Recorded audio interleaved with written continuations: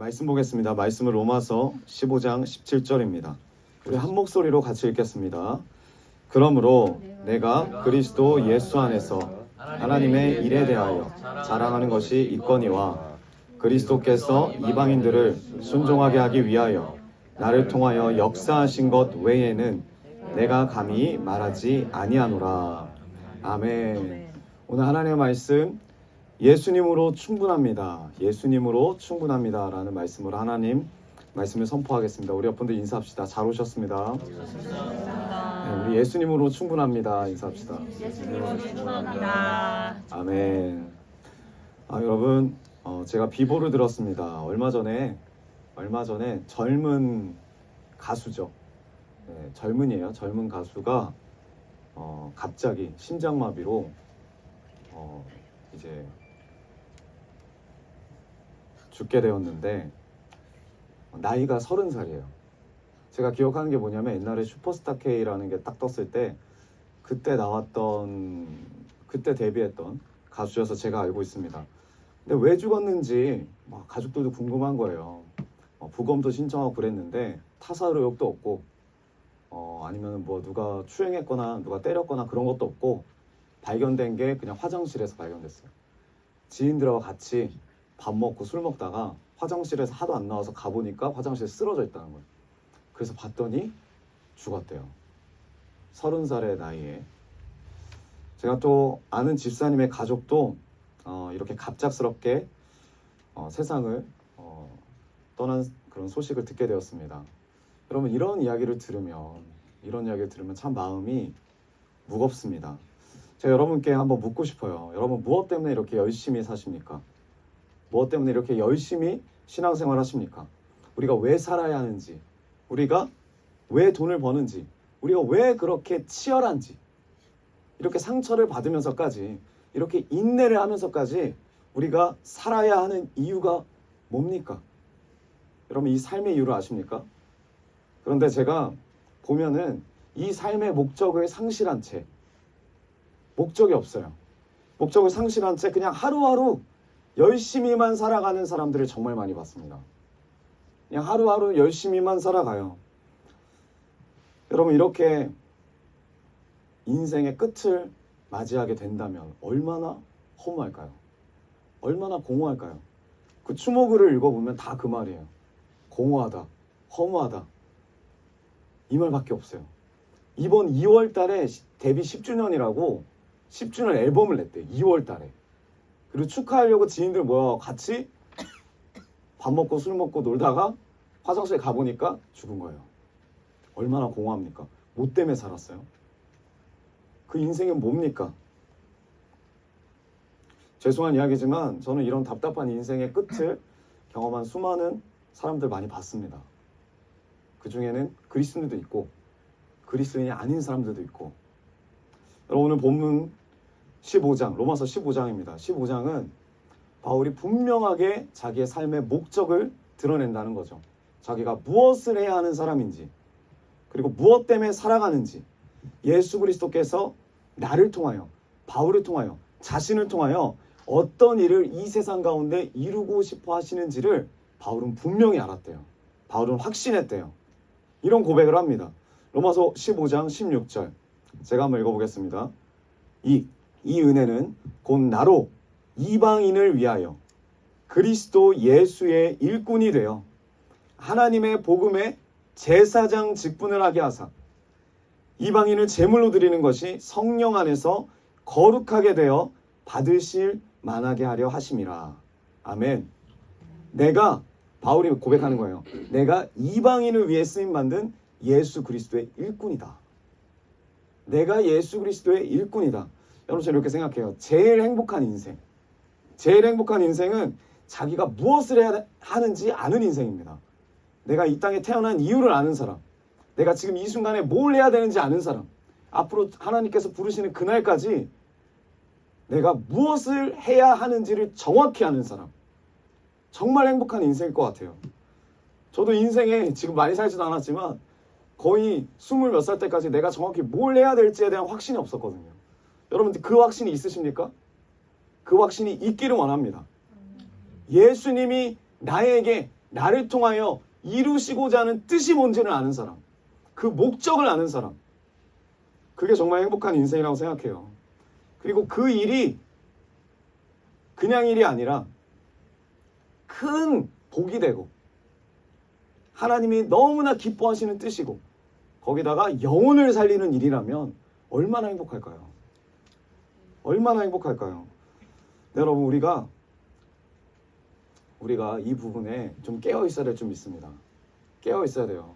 여러분 언제까지 우리가 이 땅에 있을 줄 몰라요. 진짜 인생은 짧습니다. 중요한 건 우리가 모두 다 하나님 앞에 서야 돼요. 하나님 앞에 설 날이 있다는 거예요. 먼저 태어났다고 먼저 가는 게 아니에요.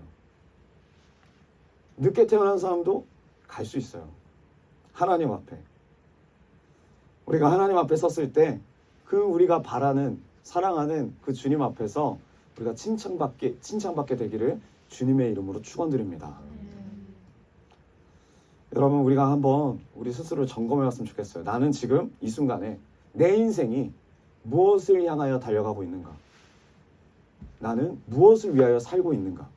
오늘 이 로마서 15장을 통해서 다시 한번 점검해 보는 시간이 되길 원합니다. 로마서 15장 18절입니다. 우리 한 목소리 같이 읽어볼까요? 로마서 15장 18절 그리스도께서 시작.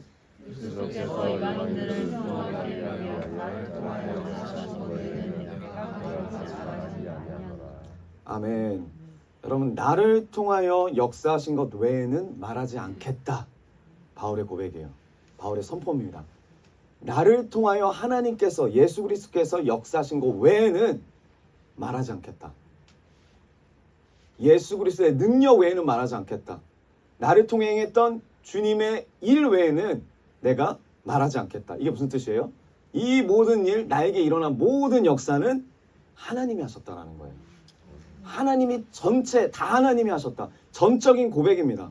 이 전적인 고백 앞에 바울의 확신을 갖고 있는 게 뭐냐면 나는 아무것도 아니다라는 거예요. 내가 한 것은 없다. 내가 이룬 것은 없다. 여러분 우리는 아무것도 아닙니다. 우리가 이룬 것 있는 것 같아요. 근데 아무것도 아니에요. 아무것도 아닙니다. 여러분 지혜로운 사람은 나를 잘 아는 사람입니다.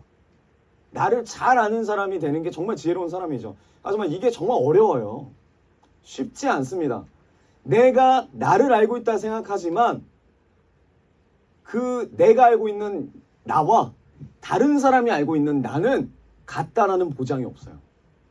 내 생각에는 나는 좀 괜찮게 생겼고 나는 좀 착하고 나는 다른 사람의 말을 잘 들어주는 것 같은데 다른 사람한테 물어보는 거야. 저 사람 어떻게 생각해? 저 사람 별로야. 다른 사람 말 잘 안 들어주고 자기 말밖에 안 해. 다를 수 있다라는 거예요. 근데 나를 잘 아는 게 되게 중요합니다. 철학자 중에 소크라테스라는 사람이 있어요. 이 사람이 2500년 전에 나왔던 사람이거든요. 2500년 전에 소크라테스가 엄청 유명한 말을 합니다. 이 말 하나가 지금까지도 오늘날의 현대인들에게 아주 깊은 이제 뇌리에 새기는 이 질문을 했는데 그 대답이 뭐죠? 네, 너 자신을 알라. 이게 무슨 뜻인지 아십니까? 자신이 있는 분, 지금 대학생. 너 자신을 알라. 뭐 같아요? 잘 모르겠어요? 임경선은 뭐 같습니까? 너 자신을 알라. 잘 모르겠어요? 찬연자매는 뭐 같아요? 왜 다 모르죠? 네. 그냥 네 분수 알아라 이게 아니에요. 사람들은 다 너 분수 알아라고 생각하는데 이거 철학 수업 들어보면 뭐냐면 이거예요. 소크라테스가 그냥 하루하루 살고 있는데 어느 날 짧게 이야기하자면 어떤 아들이 자기 아빠를 재판장에 고소한 거예요. 우리 아빠가 정말 악독한 죄를 저질렀습니다 하고 재판장에 고소했어요. 그래서 그걸 보고 이 소크라테스가 아니 어떻게 아들이 아빠를 고소하나 약간 아들을 부른 거예요. 그래서 물어본 거예요. 왜 고소했냐? 내 아빠가 아주 악독한 죄를 저질렀다. 그러니까 소크라테스가 물어보는 거죠. 그럼 그 악독한 죄가 뭐냐? 그러니까 또 막 줄줄줄 이야기해요. 죄는 이거다. 그럼 너는 거룩하냐? 나는 거룩하다. 거룩함이 뭐냐? 거룩함은 이런 거다. 요지는 뭐냐면 다 안다고 생각하는 거예요. 아들이.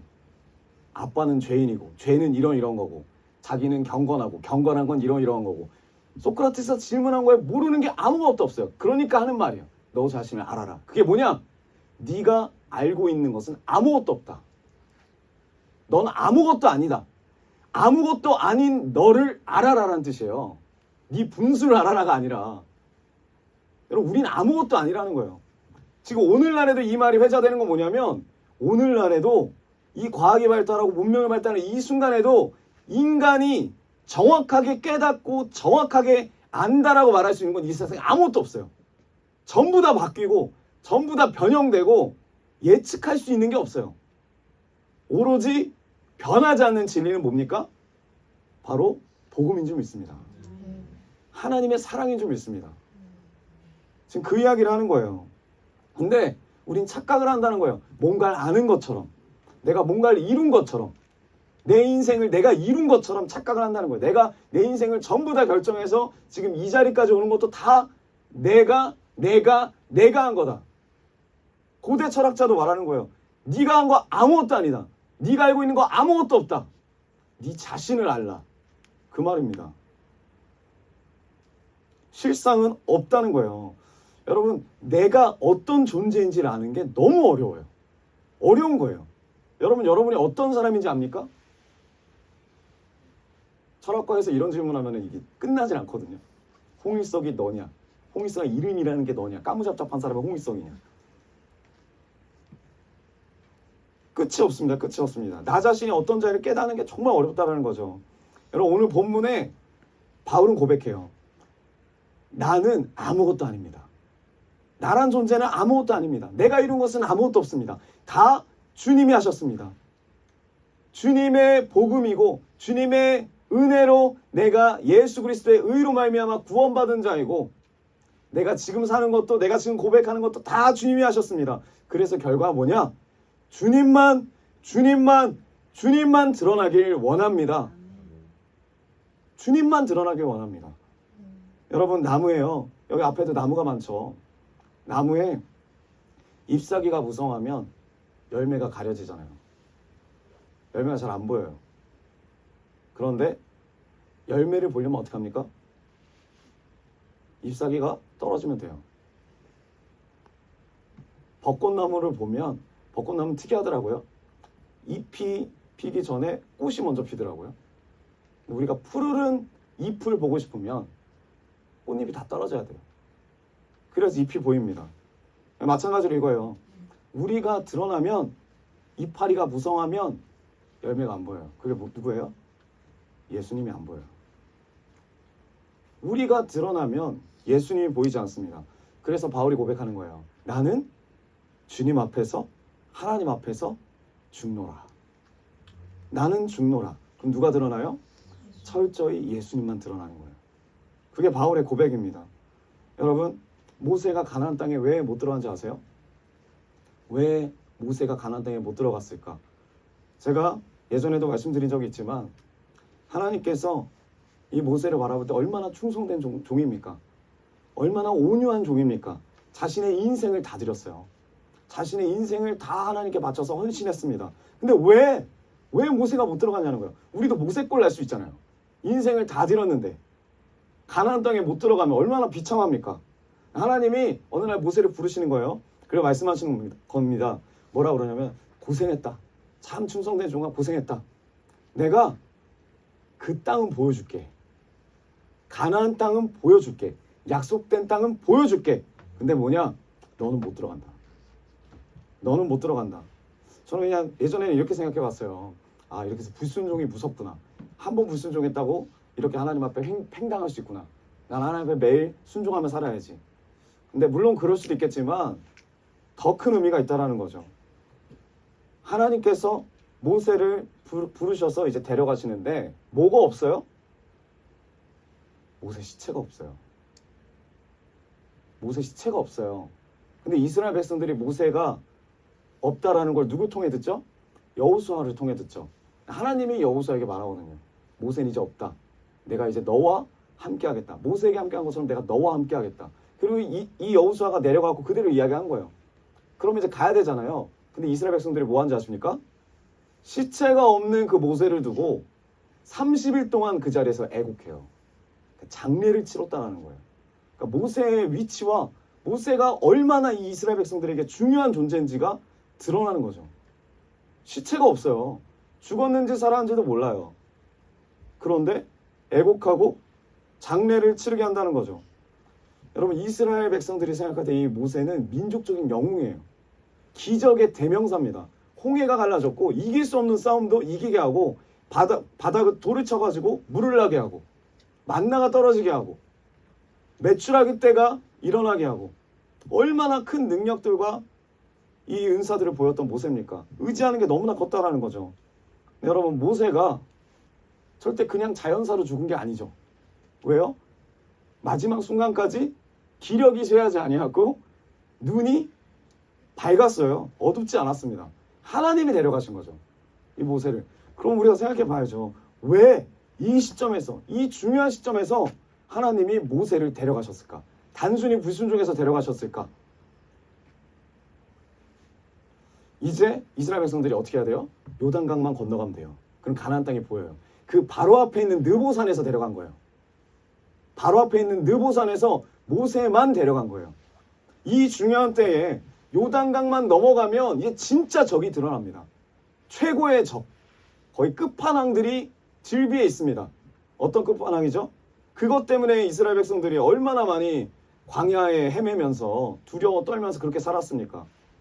기골이 장대하고 훈련된 자들이고 거기다가 철기 문명까지 있어요. 어떻게 싸워요? 누가 있어야 됩니까? 모세의 리더십이 필요하죠. 모세의 경험이 필요하죠. 근데 하나님이 모세는 안 된대요. 너는 보기만 하고 넌 내가 데려가야 되겠대요. 그리고 데려가셨다는 거죠. 왜 하나님이 그렇게 하셨을까? 모세의 시체가 가나안 땅에 들어가면 안 된다는 거죠. 모세가 가나안 땅에 들어가면 안 된다는 거죠. 그게 하나님의 뜻이라는 거예요. 저는 어렸을 때 봤을 때 모세는 실패자라고 생각을 했어요. 아, 불순종하면 저렇게 되는구나. 팽당하는구나.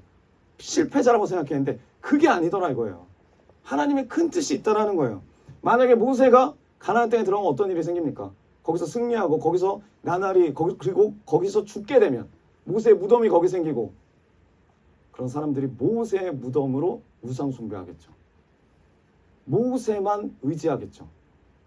딱 중요한 시점에 하나님이 다음 세대를 바꿔서 너희들을 인도한 자는 나다 말씀하시는 거예요. 이게 엄청난 주님의 뜻이죠. 그러나 이스라엘 백성의 습성을 잘 하시는 거죠. 습성. 사람을 의지하고 보이는 것을 바라보는 이스라엘 백성들의 습성을 바라보고 깨닫고 바로 아시고 그냥 싹을 잘라버리시는 거죠. 여러분, 또 이해가 안 되는 부분이 있습니다. 예수님이 본격적으로 공생애를 시작하실 때 알 수 없는 정말 큰 비보의 소식을 우리가 듣습니다.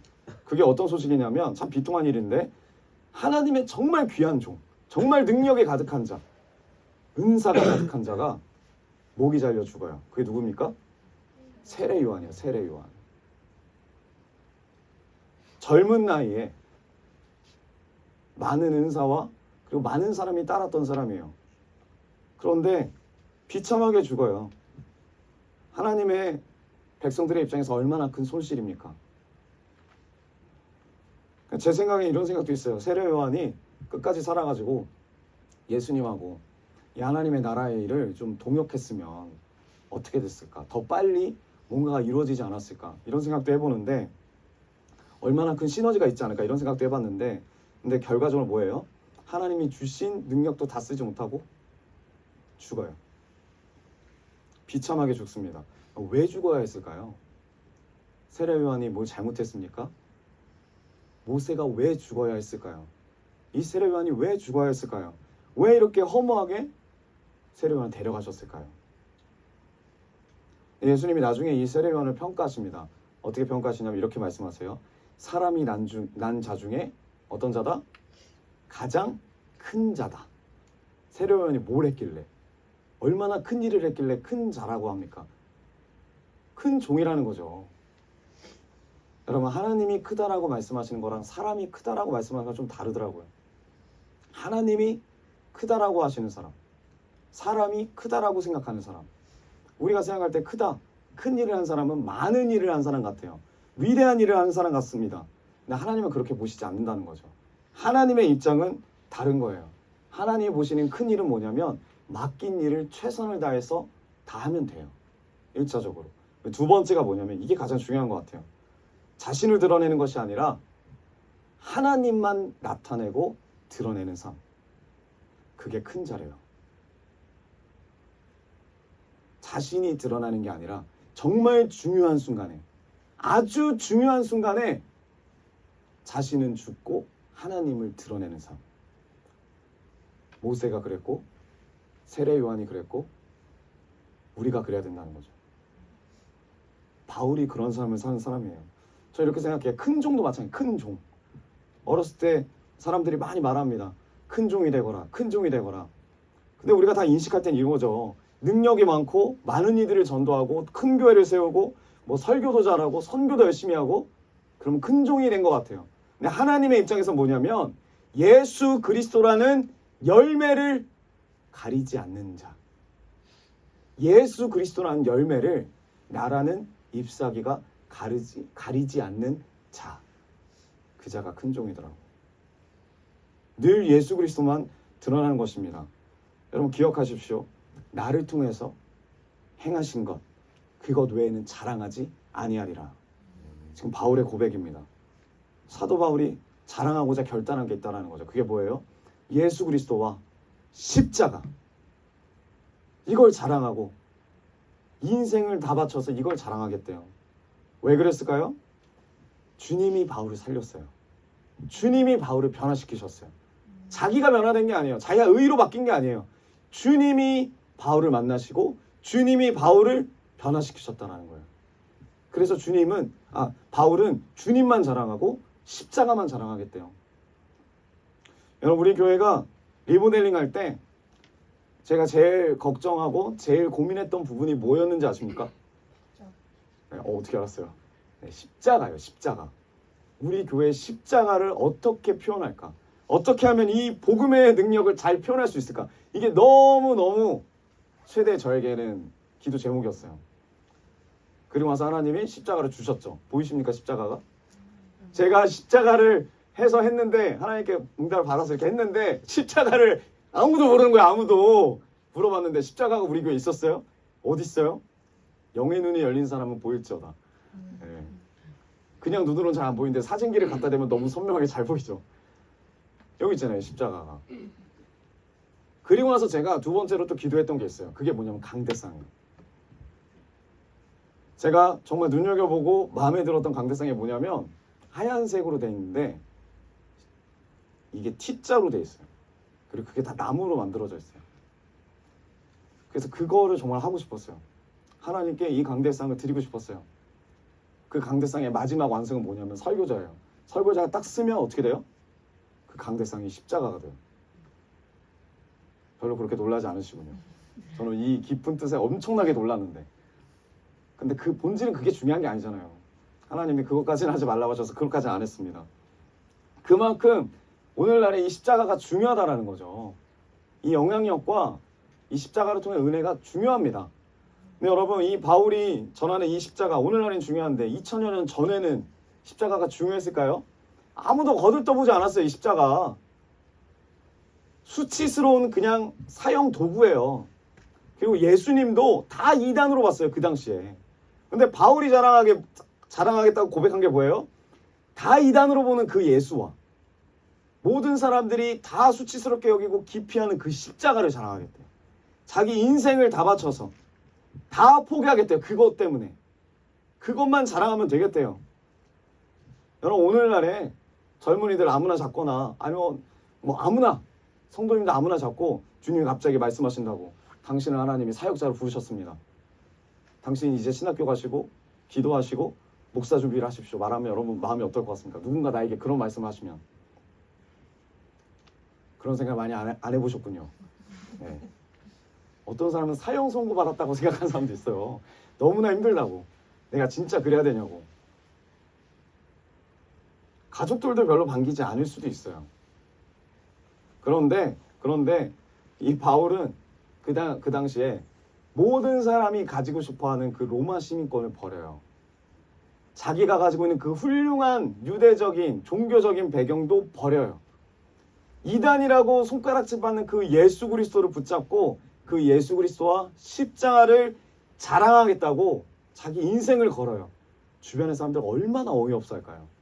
얼마나 없다고 생각할까요? 근데 바울은 그 예수님을 자랑한대요. 나는 아무것도 아니래요.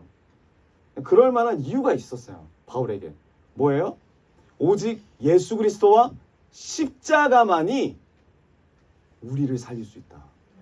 이 민족을 살릴 수 있고 나를 살릴 수 있다. 이거에 대한 확신이 있다라는 거예요. 바울에게는 나 같은 교회를 핍박하고 나 같은 살인자, 나 같은 패역한 자, 이러한 자도 주님이 살리셨다면 어떠한 죄인도 주님이 살리실 수 있다. 여러분, 이 땅의 소망이 뭡니까? 대한민국의 소망이 뭐예요?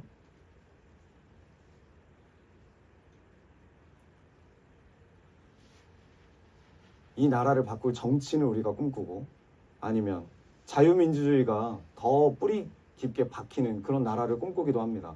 근데 여러분, 이게 소망이 될 수는 없어요. 이것이 소망이 될 수는 없습니다. 우리의 진정한 소망은 예수님이어야 돼요. 예수 그리스도가 우리의 소망입니다. 예수 그리스도가 우리의 참된 소망이 되어야 될 줄 믿습니다. 우리 자신을 보십시오. 우리 얼마나 소망이 없던 사람입니까? 내일 뭘 해야 될지도 모르고 앞으로 뭘 해야 될지도 모르는 우리를 부르셔서 주님의 나라를 위해서 소망을 주셨어요. 주님의 나라를 위하여 비전을 주셨어요. 주님의 나라를 위하여 기도 제목을 주셨습니다. 모두가 포기하고 모두가 무시하고 내가 생각해도 내 인생이 답답했는데, 그런 답답한 우리가 예수님을 만나지 않았다면 지금 이 순간 뭐 하고 있을까요? 뭐 하고 있을까요? 우리는 마찬가지입니다. 이 대한민국에 복음이 들어오지 않았다면 우리 대한민국이 어떻게 됐을까요? 어떻게 됐을까요? 우리 나라가 이렇게 잘 살게 된 게 새마을 운동 때문에 그렇습니까? 저는 어렸을 때 그렇게 들었거든요. 새마을 운동이었고, 지금 동남아 국가들 중에서도 새마을 운동을 벤치마킹하고 한 나라도 많아요. 근데 다 실패했다라는 거예요. 새마을 운동 때문에 된 게 아니에요. 우리나라 이렇게 잘 살게 된 게 자유민주주의가 잘 뿌리 내려서 우리나라가 자유민주주의가 잘 뿌리 내렸습니까? 아니에요. 우리나라도 군사정권도 많았고 독재체제도 많았고 하나님의 섭리 안에 있지만 자유민주주의 때문에 우리가 잘 살게 된 게 아닙니다. 우리나라가 뭐 인구가 적고 인구가 많고 땅덩이에 비해서 경쟁심이 많아서 아니면 학구열이 높아서 이 땅에서 잘 살았다고 생각합니까? 세상과 어떤 경쟁이 있어서 잘 살았다고 생각합니까? 다 아니라는 거죠. 다 틀렸다라는 거죠. 그 속에 진짜 숨겨진 이유가 있다는 거예요. 진짜 숨겨진 이유. 그게 뭐예요? 예수 그리스도예요. 그게 복음이에요. 우리나라 정말 소망이 없는 나라였어요. 아무도 거들떠보지 않는 나라였어요. 다 버린 나라였어요. 미국도 얼른 철수하려고 했어요. 빈민국이었어요. 그랬던 나라가 이만큼 잘 살게 된 게 복음 때문입니다. 복음을 받아들였기 때문에, 이 민족이 예수 그리스도를 받아들였기 때문에. 마찬가지로 바울이 그 예수 그리스도의 비밀을 깨달은 거예요. 예수 그리스도의 비밀. 이승만 대통령이 이 나라 민족을 보고 기도한 것도 이 비밀을 깨달았기 때문이에요. 이 민족은 예수님만이 바뀔 수 있다. 예수님을 믿어야 이 나라의 미래가 보인다. 바꾼 거예요. 바울도 똑같습니다. 어떠한 절망의 인생을 산다 할지라도 예수 그리스도를 만나면 소망이 된다. 부자도 가난한 자도 유능한 자도 미련한 자도 그리고 살 날이 얼마 남지 않은 사람들도 예수님을 만나야 된다. 예수님을 만날 때 소망이 되고 예수님 만날 때 참 기쁨을 맛볼 수 있다. 바울이 고백하는 거예요. 이 로마서 15장을 통해서. 누가 이 복음을 맡겠느냐? 무엇이 이 복음을 대신할 수 있겠느냐? 예수 외에는 소망이 없다. 예수 그리스도가 우리의 구주시고 우리의 소망이 되신다. 지금 바울이 그래서 내가 살든지 죽든지 이 예수만 자랑하길 원하는 거예요. 그게 바울의 고백입니다. 그게 바울의 기도 제목이에요. 예수 외에는 길이 없다라는 거예요. 그리고 바울이 고린도후서 보면 자기 약함을 자랑하죠. 고린도후서 11장 30절 내가 부득불 자랑할진대 내가 약한 것을 자랑하리라. 여러분, 우리 중에서 약한 것을 인정하는 사람은 있어요. 우리도 인정합니다. 그렇죠? 실수하면 잘못했다고 인정을 해요. 내가 부족합니다. 내가 잘못했습니다. 내가 못나서 그렇습니다. 근데 여러분, 인정하는 사람은 많아요. 생각보다. 근데 뭐 하는 사람이 없어요? 자랑하는 사람은 없어요. 인정은 하는데 자랑은 안 해요. 인정할 때 어떤 마음을 가져요? 아, 내가 이거 실수하지 말아야지. 앞으로 또 실패하지 말아야지. 다짐하고 다짐하는데 우린 또 어떻게 해요? 실수하고 실패해요. 이거를 계속 반복됨에도 불구하고 자랑하는 사람 많지 않습니다. 근데 바울은 자랑한대요. 약함을 자랑한대요. 왜 자랑합니까? 약할 때 예수 그리스도가 더 나타나기 때문에, 예수 그리스도가 필요하기 때문에, 나의 약함으로 인하여 내 삶에 예수 그리스도만이 드러나기 때문에 바울이 고백하는 거예요. 여러분, 우리가 세상을 살면서 지금 로마서에서 계속 강조하는 게 그거예요. 예수 그리스도의 복음을 깨달은 자들, 이제 관계 가운데 이 복음이 드러나야 된다는 거예요. 그래서 관계를 계속 이야기하잖아요. 이 관계 가운데 진짜 절대적인 은혜와 절대적인 진리가 뭐냐? 내가 약할 때 주님이 드러난다. 내가 강하면 주님의 일하심이 드러나지 않는다. 바울이 고백하는 거예요. 내가 약한 것이 자랑스럽습니다. 내가 부족한 것을 자랑합니다. 왜요? 주님이 함께 하심이 드러나니까. 주님이 드러나니까. 더 드러나니까. 근데 우리는 입으로는 우린 다 약하다고 고백하고 부족하다 고백합니다. 근데 우리의 삶을 보면 절대 약한 자처럼 살지 않아요. 절대 연약한 자처럼 살지 않아요.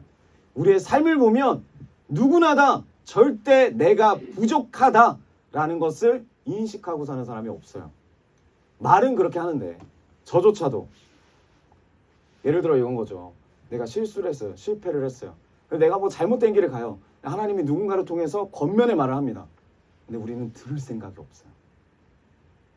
진짜 내가 연약함을 알고 진짜 내가 하나님 앞에 부족함을 안다면 주님이 말씀하실 때 그걸 들어야죠. 근데 그런 하나님의 인도하심에 따르면 우리가 어떻게 합니까? 어떻게 반응하죠? 화를 내죠.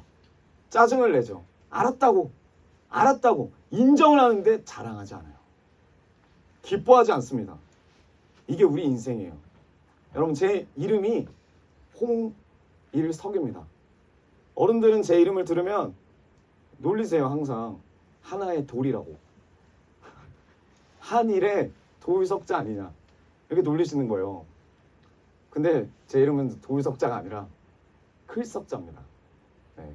넓은 홍해, 넓은 들판에 하나의 큰 존재. 네. 이게 예수님이 돼야 되는데 잘못된 거죠. 네. 빛날 석, 빛날 것이다. 뭐 이런 이름의 뜻입니다. 근데 제가 이 이름이 옛날에는 딱 이름 들었을 때 좋았는데 하도 돌석자로 들으니까, 돌로 들으니까 제가 참 이게 기분이 안 좋은 거예요. 근데 제가 나중에는 참 감사하더라고요. 이런 이름을 주신 게. 아, 내가 얼마나 돌 같은 사람인지, 하나님 앞에 얼마나 무지한 사람인지를 주님이 깨닫게 하시고 이런 이름을 주셨구나. 이런 이름을 주셨구나. 이게 정말 귀하더라고요. 여러분, 저는 정말 어리석은 부분이 많습니다. 어리숙한 부분이 많아요. 이번에 우리 장년부 분들하고 청장년부 분들하고 같이 이제 바깥을 나갔습니다. 하나님의 은혜로. 주님은 나가라고 마음을 주시는데 제가 마음에 확신이 없는 거예요. 주님은 어디 먼데 이제 카페를 가라고 마음을 주시는데 제 마음에 거기 가면은 좀 불안한 거예요. 사람이 얼마나 많을까. 주차도 아마 못할 텐데, 들어가는 것도 너무나 줄이 길 텐데, 막 이런 걱정들, 근심들이 막 안에 들어오는 거예요. 이게 내 안에 있는 성령의 법과 싸우는 거예요. 주님은 가라는 마음을 주시는데 내 안에서는 내 인간적인 생각으로, 내 경험으로는 휴일에, 공휴일에, 주말에 이런 데 가면 안 되는데 라는 생각이 막 싸우는 거예요. 그러다가 더 주님께 굴복하겠다고 하고 그냥 간 거예요. 갔는데 진짜 일사천리로 날씨도 너무 좋고 줄 서는 것도 아무것도 없고 딱딱 주차도 바로 하고, 그리고 가장 좋은 자리, 네, 저도 한 번도 안 앉아봤던 그 자리에 바깥쪽도 보면은 그 자리에 앉은 거랑 이게 파노라마로 문이 열려서 그 앞에 테라스랑 또 연결되는 방이 있어요. 네, 예약방만 딱 그렇게 된다고 하더라고요. 거기를 또 우리가 들어가게 돼가지고 거기서 또 교제도 나누고 너무나 즐거웠습니다. 너무나 감사했죠. 근데 제 마음 가운데 이제 올라오는 거죠. 아, 주님께 감사합니다. 제가 입으로는 계속하지만 제 마음 가운데 어떤 마음이 들어요? 아, 여기 오길 잘했다. 여기 오길 잘했다. 그러니까 내가 했다라는 게 조금 스물스물 올라오는 거예요. 그래서 너무나 감사했는데 이제 밥 먹는 것까지 사진까지 다 찍고 너무나 완벽했습니다. 그게 딱딱 좋았어요. 밥 먹는 데까지 딱 가는데 이제 추어탕 집을 딱 가기로 했어요.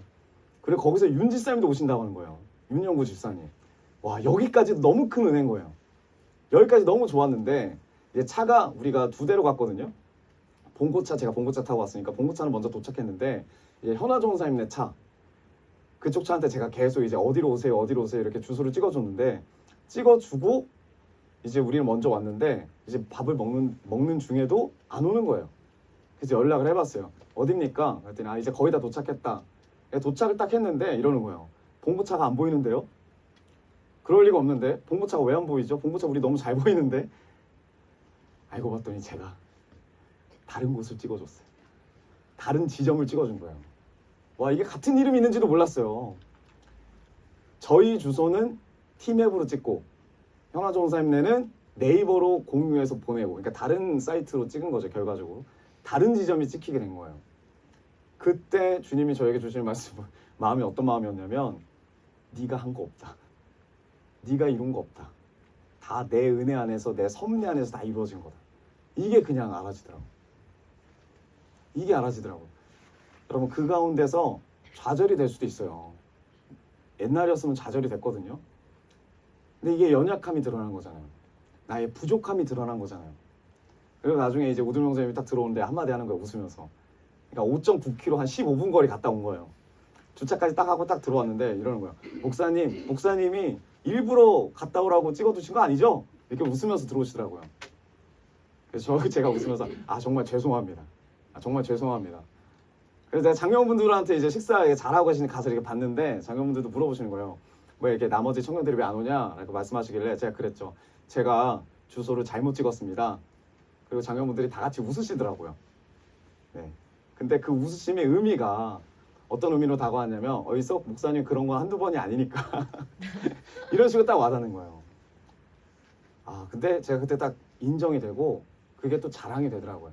아, 주님 마지막까지 주님이 하셨다는 것을 깨닫게 하심에 감사합니다.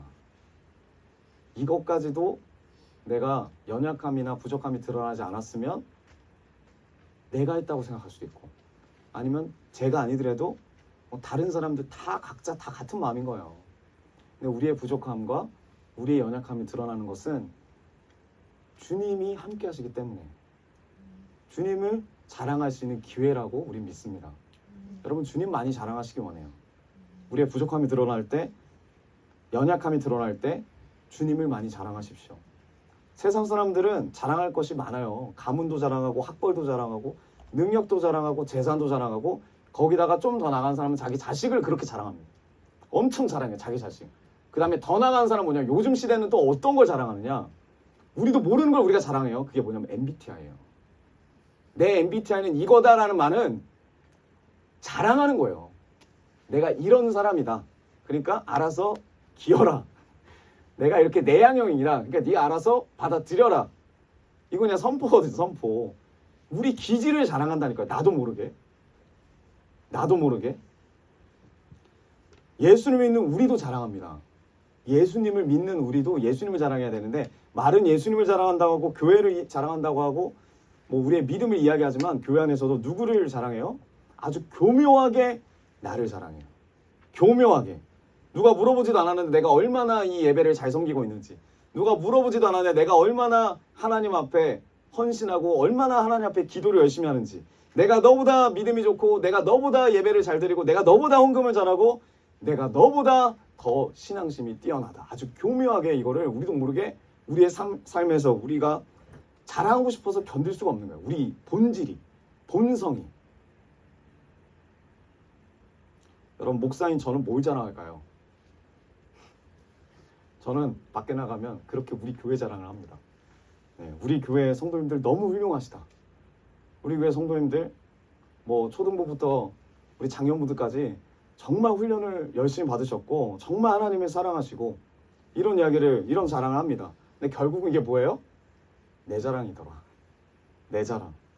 내가 이렇게 잘 만들어놨다고.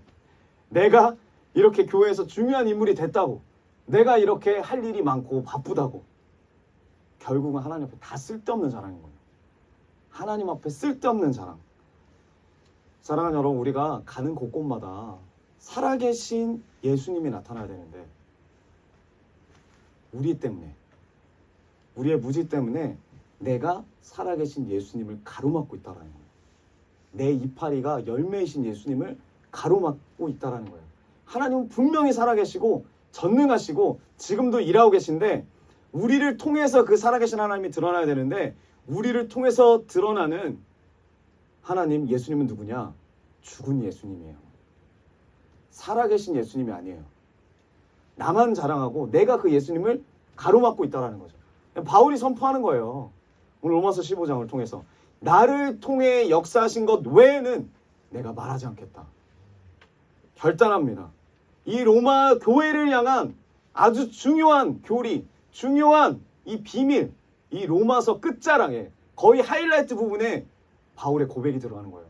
예수 그리스도 외에는 내가 자랑하지 않겠다. 여러분, 정말 우리 교회의 주인이 예수님이십니까? 믿으십니까? 정말 예수님이라고 생각하세요?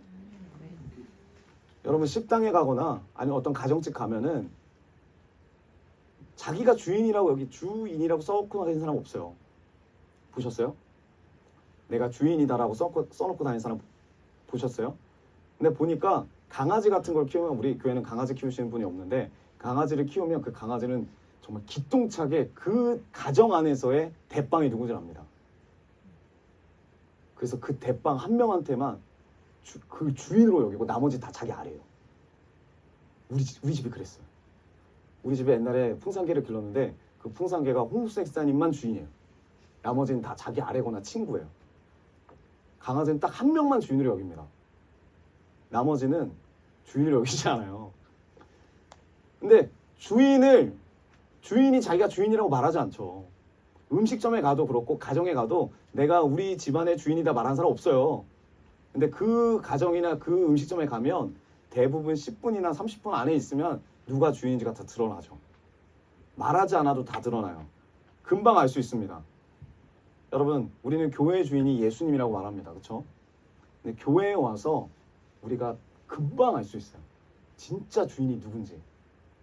예수님인지 아니면 주인 행세하는 우리인지 누구나 다 알 수 있다는 거예요. 이제 좀 있으면 체육대회를 합니다. 태신자분들이 올 거예요. 그럼 우리 교회가 진짜 주인이 예수님이라면 이 태신자분들이 우리를 통하여서 역사하시는 예수님을 만나야죠. 주인이신 예수님을 경험해야죠. 왜요? 진짜 우리 교회가 주인이 예수님이라면. 근데 예수님을 경험하지 못했다. 그럼 우리 교회 주인은 누굽니까? 주인 행사하는 우리죠. 우린 거예요.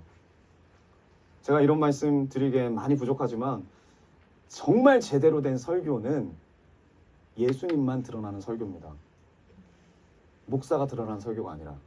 정말 제대로 된 찬양은 찬양 인도자가 드러나는 찬양이 아니라 예수님만 드러나는 찬양이에요.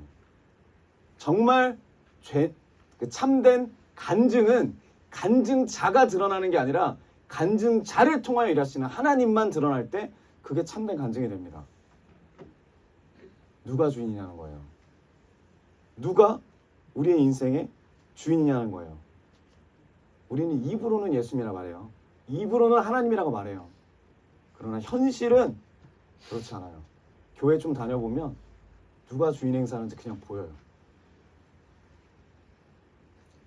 그것은 주님이 기뻐하시는 교회가 아닙니다.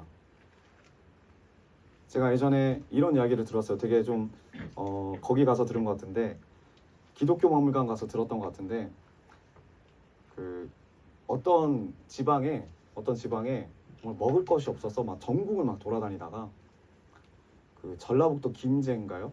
전라북도 쪽에 부자들이 많이 살았대요. 그 부자들이 많다는 이야기를 듣고 너무 배가 고파가지고 그 부자 동네를 찾아갔다는 거죠.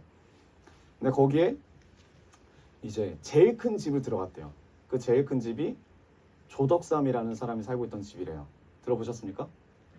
그 집에 들어갔는데 이 남자가 그 조덕삼 사람한테 이런 말을 하는 거예요. 부탁을 하는 거죠. 먹을 것만 주면 내가 이 집의 머슴이 되겠습니다. 먹을 것만 주십시오. 그래서 먹을 것 때문에 스스로 머슴이 돼요. 이 남자가. 그래서 세월이 흘러가지고 나중에 이 조덕삼 집에, 이 부자 집에 복음이 들어갑니다. 복음이 들어가요. 주인이 예수님을 믿어요. 당연히 그 머슴도 예수님을 믿겠죠. 그렇게 해서 이 조덕삼이 자기 집까지 이제 내가지고 자기 집 안에다가 교회를 세워요. 마을 사람들이 막 와서 열심히 예수님을 믿습니다. 함께 그렇게 예수님을 믿고 이제 교회가 성장하니까 이제 선교사님이 이제 생각을 하는 거예요. 아, 우리 교회에 장로님이 필요하겠다.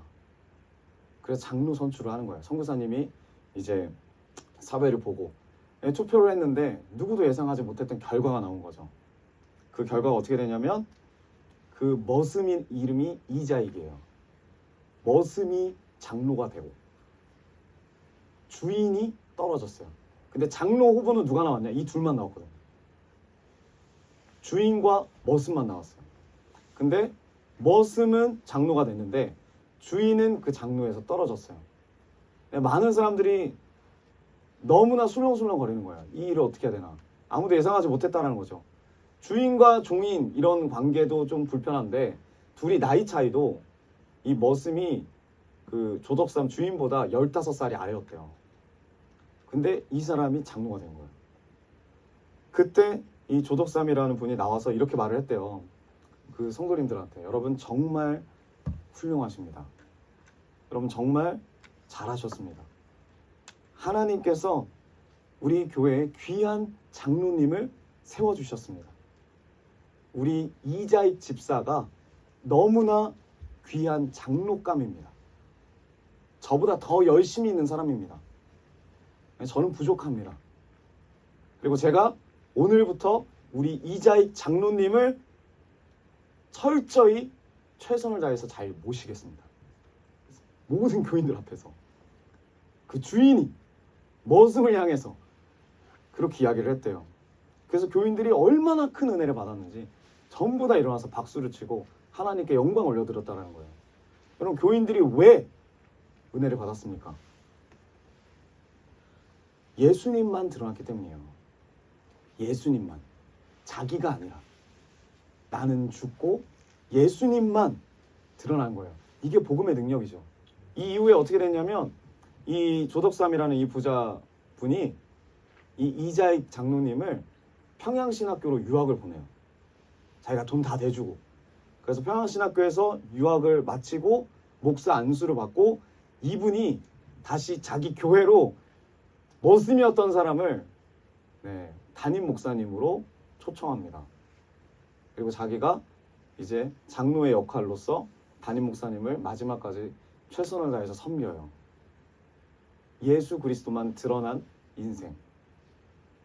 여러분 오늘날 교회에 이런 일이 일어나면 어떤 일이 일어날까요? 교회 안에서 이런 일이 생긴다면 교회가 분열되고 난리가 나겠죠.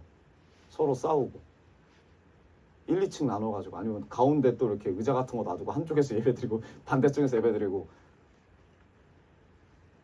여러분 예수님이 어디 계십니까? 우리가 주님 앞에서 정신을 바짝 차리기 원해요. 천국 갈 사람 많지 않대요. 천국 갈 사람 많지 않습니다. 하나님이 기뻐하시는 사람 많지 않아요. 예수 없어도 교회에 세워질 수 있어요. 예수 없어도 장로 될 수 있어요. 예수 없어도 목사 안수 받을 수 있어요. 그러나 뭐가 안 돼요? 주님 만날 수가 없어요. 그러니까 천국 갈 수가 없어요. 심판은 누구에게나 다 기다리고 있다는 거예요. 우리가 깨어 있어야 됩니다. 여러분 예수 없는 교회는 망해야 돼요. 예수 없는 교회는 망해야 돼요. 예수 없는 교회가 망해야 이 나라의 교회가 삽니다. 우리 교회는 예수님이 계십니까? 네. 그러면 여러분 큰 소리 내지 마십시오.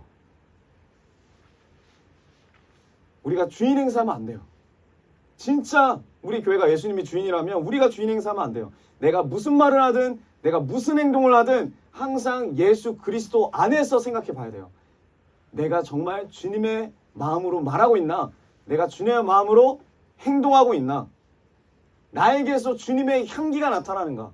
나에게서 주님의 영광이 드러나는가? 나의 행동과 나의 이 말이 주님께로 온 것이 아니라면 우리는 가만히 있어야 됩니다. 우리가 죽어야 돼요. 왜요? 잎사귀가 열매를 가릴 수 있기 때문에. 교회에 왔는데 예수님이 보이지 않아요. 교회에 왔는데 사람만 보이고, 교회에 왔는데 의자만 보이고, 교회에 왔는데 찬양팀만 보이고, 교회에 왔는데 프로그램만 보이고, 카페만 보이고, 그러면 얼마나 하나님이 한탄해 하실까요? 우리를 통해 주님께서 행하신 것을 자랑하십시오. 우리를 통해 일하시는 주님을 자랑하십시오. 예수 그리스도를 자랑하십시오. 그것이 우리의 간증이 되기 원합니다. 그것이 우리의 유일한 자랑이 되기 원합니다. 그러면 어떻게 해야 돼요? 열매 가리지 마세요. 죽어야 돼요. 바울은 그래서 죽기로 작정했어요. 우리가 죽으려고 하면 안 되죠. 그래서 뭐 어떻게 해야 돼요? 예수님만 드러내면 돼요. 그럼 우리가 죽어져요. 어떻게 해서나 어떤 상황이든지 간에 예수님께만 영광 돌리면 돼요. 그럼 내 잎사귀가 떨어집니다. 열매만 드러나게 되는 거예요.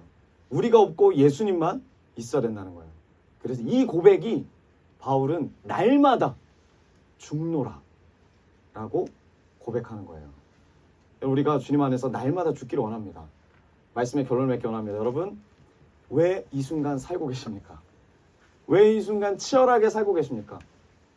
지금 이 자리에, 우리가 지나간 자리, 우리가 앉아있던 자리에 무엇이 남습니까?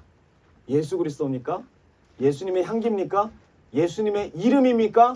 아니면 나의 향기, 나의 이름, 나의 경험, 나의 생각, 나의 신앙입니까?